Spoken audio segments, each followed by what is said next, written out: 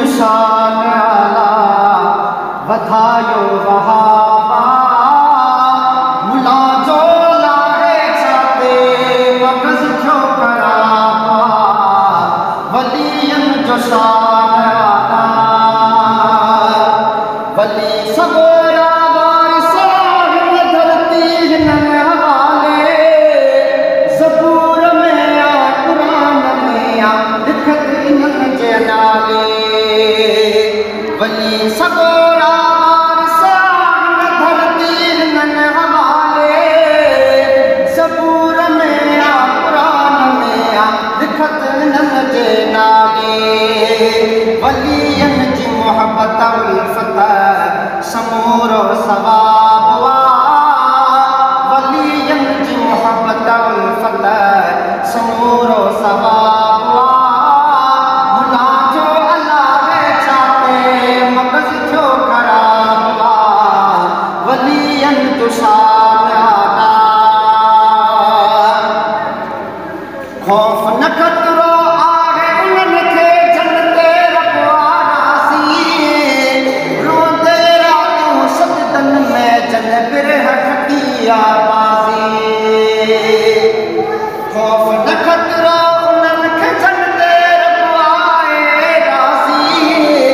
रोंदे रातूं सजदन में जन बिरह खटी आवाज़ी पढ़ी ॾिस तूं यूनुस सूरत खुदा जो किताब पढ़ी ॾिस तो यूनुस सूरत खुदा जो किताब मुला जो अलाहे छाते मगज़ जो खराब वलियन जो शान आला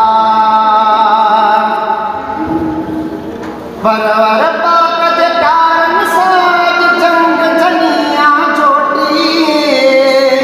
सुकून नारे सुरूर तन खे नियत जनी जी खोटी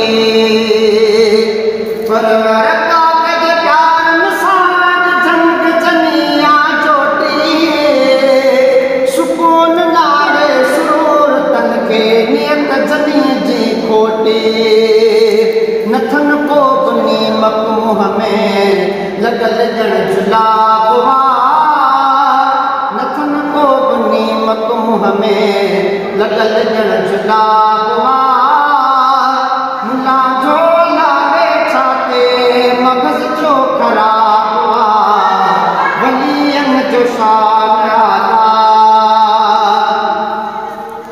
तू न मञे थो भली न मञो असां न मञंदा आहियूं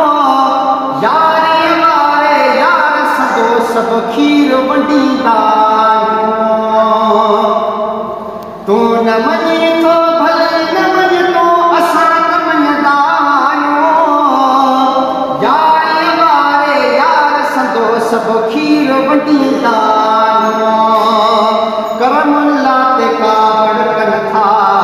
कलब जन कबाब करमुल्ला ते कावड़ कन था कलब जन कबाब